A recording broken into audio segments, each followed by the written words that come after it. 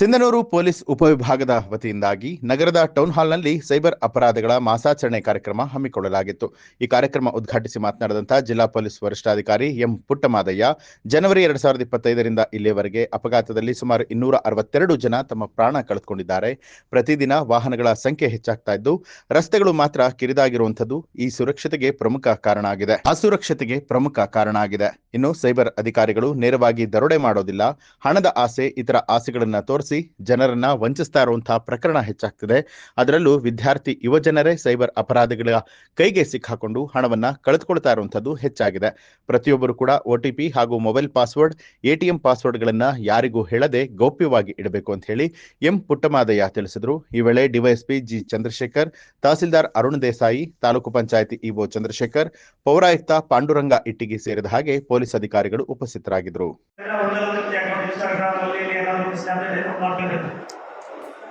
ಆಯ್ತಾ, ಎಷ್ಟೊಂದು ಮೋಸ ಆಗ್ತದೆ ಅಂತಂದ್ರೆ ತುಂಬಾ ಮೋಸ ಆಗ್ತದೆ, ಎಸ್ಪೆಷಲಿ ಹೆಣ್ಮಕ್ಳಿಗೆ. ಮತ್ತೆ ಬ್ಯಾಂಕ್ ಫ್ರಾಡ್ಸು, ಮತ್ತೆ ಇನ್ವೆಸ್ಟಿಂಗ್ ಫ್ರಾಡ್ಸು. 1 ಲಕ್ಷ ವಾಪಸ್ ಕೊಡ್ತಾರೆ, ಮತ್ತೆ ಹೇಳ್ತಾರೆ 5 ಲಕ್ಷ ಹಾಕಿ 25 ಲಕ್ಷ ಕೊಡ್ತೀವಿ. ಒಬ್ಬ ಟೀಚರ್ ಒಂದು ಲೇಡಿ ಮಾತಾಡ್ತಿದ್ದೆ, ಹೆಸರು ಹೇಳಲ್ಲ, ಅವರು ನೀವು ಹೊಡೆದು ತೋರಿಸ್ತಿರಲ್ಲ. ಫಸ್ಟು 3,000 ಇನ್ವೆಸ್ಟ್ ಮಾಡುತ್ತೆ, 30,000 ಬರುತ್ತೆ. ಮತ್ತೆ 3 ಲಕ್ಷಕ್ಕೋಸ್ಕರ ಮತ್ತೆ ಪ್ರಯತ್ನ ಮಾಡುತ್ತೆ. ಹಂಗೆ ಹೇಳ್ತಾರೆ, ಕೊನೆಗೆ 3 ಕೋಟಿ ಕೊಡ್ಬೋದು ಟೀಚರ್ ಅವರು. ಹಿಂಗಾದ್ರೆ ಬೆಲೆ ಇರ್ತೈತೆ. ಎಲ್ಲಿವರೆಗೆ ಮೋಸ ಮಾಡಿಸ್ಕೊಳ್ಳಿಕ್ಕೆ ನಾವು ತಯಾರಿರ್ತೀವಿ, ಮೋಸಕ್ಕೆ ಹೋಗಿ ನಾವು ತಯಾರಿರ್ತೀವಿ, ಅಲ್ಲಿವರೆಗೂ ನಾವು ಮೋಸ ಮಾಡೋದು ಕೆಟ್ಟ ಆಗ್ತದೆ.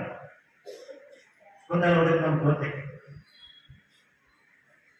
ಈ ನಿಟ್ಟಿನಲ್ಲಿ ನಾವು ಎಸ್ಪೆಷಲಿ ಡಿಜಿಟಲ್ ಏಜ್ ಅಲ್ಲಿ ಆ ಡಿಜಿಟಲ್ ಇನ್ಫಾರ್ಮೇಶನ್ಸ್ ಇರಬೇಕು, ಮತ್ತೆ ನಾಲೆಡ್ಜ್ ಇರಬೇಕು, ಮತ್ತೆ ಎಷ್ಟನ್ನ ಹೇಗೆ ನಾವು ಬಳಸಿದ್ರೆ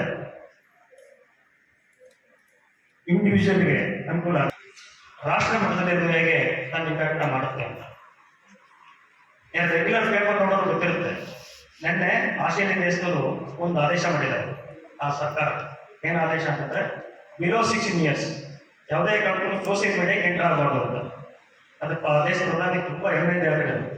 ನಾನು ಇವತ್ತು ತುಂಬಾ ಚೆನ್ನಾಗಿ ಎಂಜಾಯ್ ಮಾಡ್ತಿದ್ದೀನಿ, ಯಾಕಂದ್ರೆ ಯುವ ಸಮುದಾಯ ಆದಾಯ ಇದ್ರಲ್ಲಿ ಈಗ